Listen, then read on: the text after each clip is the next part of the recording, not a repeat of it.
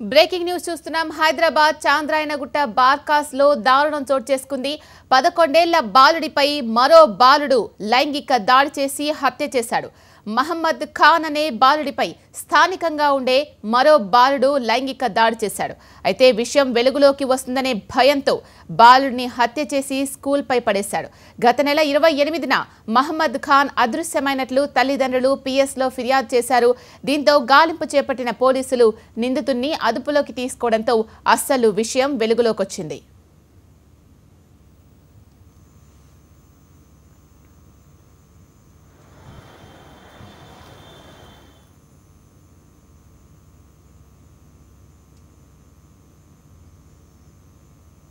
मैदान गुजारा बोला, खाना वाना खा लेके मैदान गुजारा बोल के गया तो जो है आया ही नहीं बच्चा घर को। बच्चे का नाम मोहम्मद है।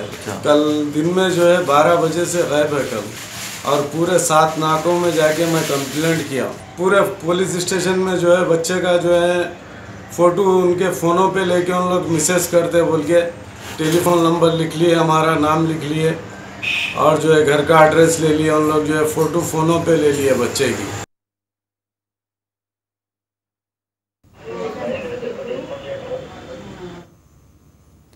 హైదరాబాద్ చాంద్రాయనగుట్ట బార్కాస్ లో దారుణం చోటు చేసుకుంది. 11 ఏళ్ల బాలుడిపై మరో బాలుడు లైంగిక దాడి చేసి హత్య చేశాడు.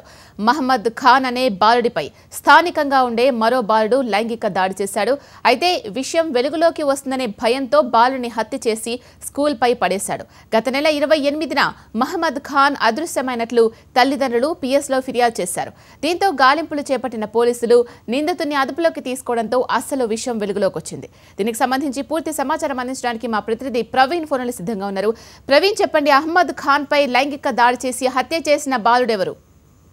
అయితే ఇప్పటి వరకు మాత్రము దస్తగిరి అనే 16 ఏళ్ల బాలుడిని చాంద్రాయనగుట్ట పోలీసులు కూడా అదుపులోకి తీసుకొని విచారించడం జరుగుతుంది. అయితే ఈ ఘటనలో మాత్రం ఈ నెల ఏదైతే 1వ తారీఖును కూడా ఈ ఘటనలో తనను అరెస్ట్ చేసినట్లు కూడా తెలుస్తుంది.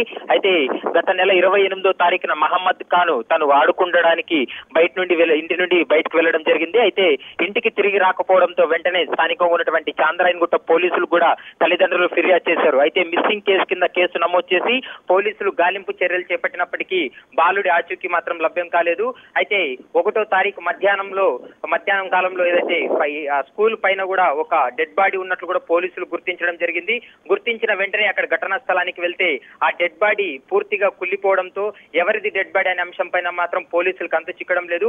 ఈ నేపథ్యంలోనే సీసీ కెమెరాల ఆధారంగా పోలీసులు దర్యాప్తు చేస్తే ఒక బాలుడు 16 ఏళ్ల బాలుడును కూడా గుర్తించి అతన్ని అదుపులోకి తీసుకొని విచారిస్తే అప్పుడు మాత్రము అతనిపై లైంగికంగా దాడి చేసి ఆ విషయాన్ని తల్లిదండ్రులకు బయట స్కూల్ టీచర్స్ కి చెప్తారని ఒక భయంతోనే దస్తగిరిని అతి కిరాతకంగా బండరాదితో మోది అతన్ని చంపేసిన మీదట స్కూల్ పై భాగంలో కూడా పడేసినట్లు కూడా పోలీసులు విచారణలో వెల్లడైంది. ప్రస్తుతం ఆ మైనర్ బాలును కూడా పోలీసులు విచారణ చేపడుతున్నారు. అయితే ప్రస్తుతం క్లూస్ టీమ్స్ ను రంగంలోకి దిప్పి ఆ స్కూల్లో పూర్తిగా ఆ విషయాలన్నింటినీ కూడా వివరాలన్నీ సేకరిస్తున్నారు. సౌత్ జోన్ డీసీపీ సత్యనారాయణ కూడా ఘటనా స్థలానికి చేరుకొని పూర్తి వివరాలన్నీ కూడా సేకరిస్తున్నటువంటి విషయాలన్నీ కూడా మనకు తెలుస్తున్నాయి. ఇప్పటికే ఏదైతే తల్లిదండ్రులు ఇచ్చినటువంటి ఫిర్యాదు మేరకు నిందితుడి తల్లిదండ్రులపై కూడా కేసు నమోదు చేసే అవకాశాలు ఉన్నాయి. వారిని కూడా మరికొద్ది సేపట్లోనే అదుపులోకి తీసుకొని విచారించే అవకాశాలు అయితే కనపడుతున్నాయి. ఎందుకంటే ఇది లైంగికంగా దాడి చేసిన అనంతరం హత్య చేశాడు కాబట్టి ఆ కోణంలో పోలీసులు మాత్రం పూర్తి స్థాయిలో విచారణ చేపడుతున్నారు.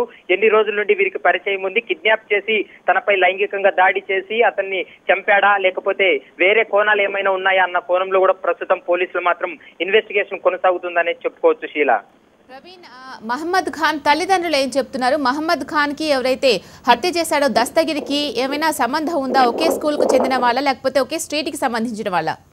అయితే దస్తగిరి మాత్రము భారత ప్రాంతానికి చెందిన వాడిగా కూడా పోలీసులు గుర్తించడం జరిగింది.